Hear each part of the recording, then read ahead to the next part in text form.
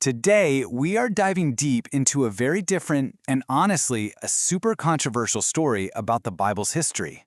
This isn't just a story about how it was preserved. According to our source material, it's a story of corruption, of forgeries, and a conspiracy that claims to invalidate pretty much every single modern Bible you could buy today. But hang on, before we get into all the wild details, let's just start with a simple question. Think about this. How does our own context, when we live, the culture we're in, what we believe, how does all that change the way we understand something written thousands of years ago?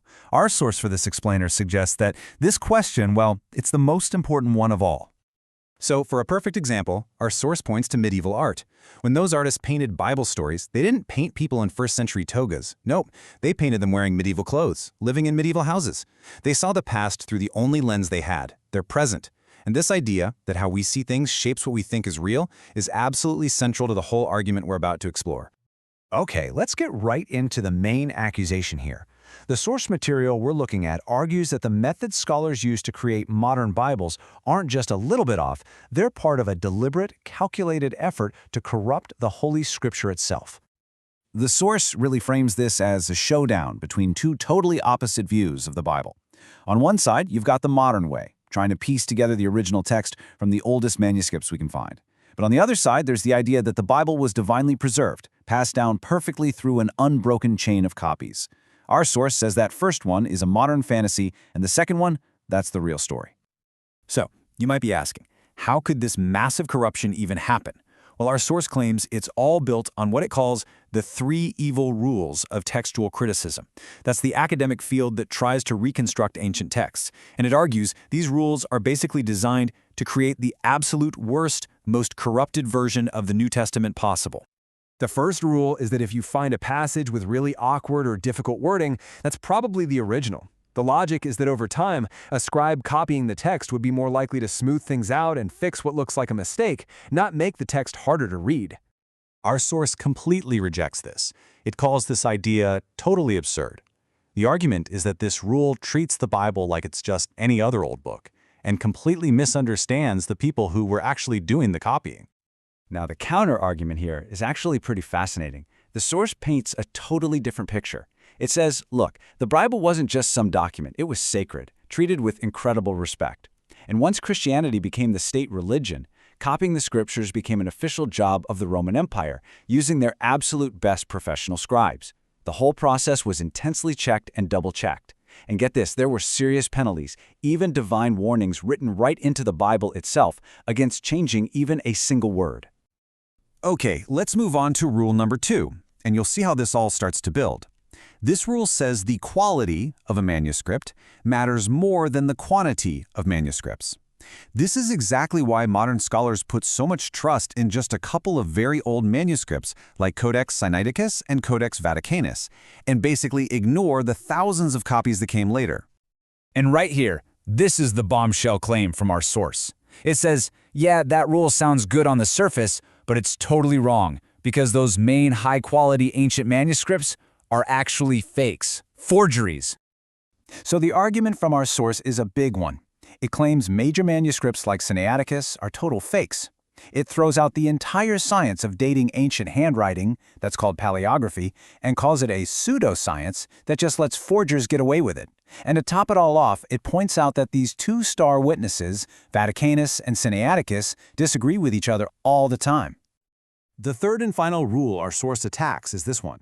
If a story shows up in more than one gospel, the version with slightly different wording is probably the original one.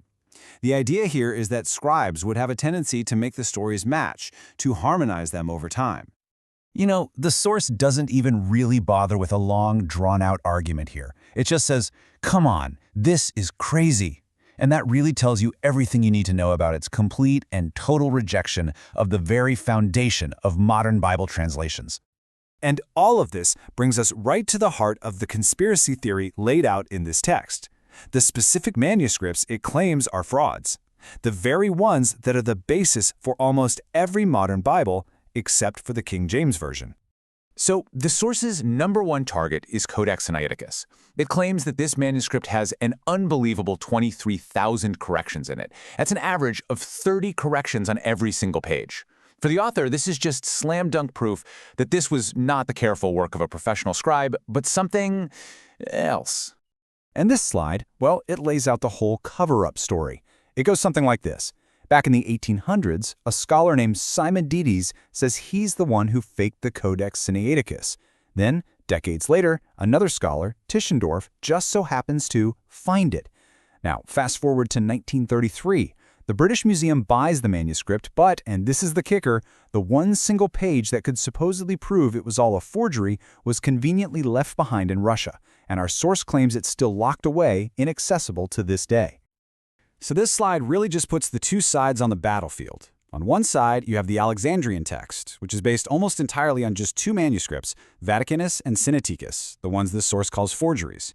This is what's behind most modern Bibles. And on the other side, you have the Byzantine, or majority text, based on over 5,800 manuscripts, which the source calls the one true preserved text. This is what gives us the Textus Receptus and the King James Bible. So after trying to completely tear down the foundations of modern Bibles, our source then builds up its own version of history, a story of a perfect, unbroken chain of preservation. According to this story, the text was copied faithfully right from the very beginning. It was protected by the Roman Empire as an official state document, and then kept safe for another 1,000 years by the Eastern Roman Empire in Constantinople.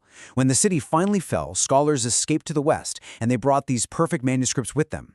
And those became the basis for the famous Textus Receptus, which then became the source text for the King James Version of the Bible.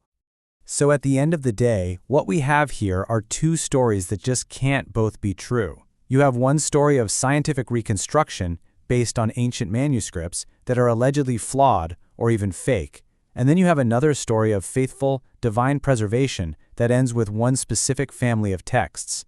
And all of that brings us to the final, really provocative question at the heart of this entire debate.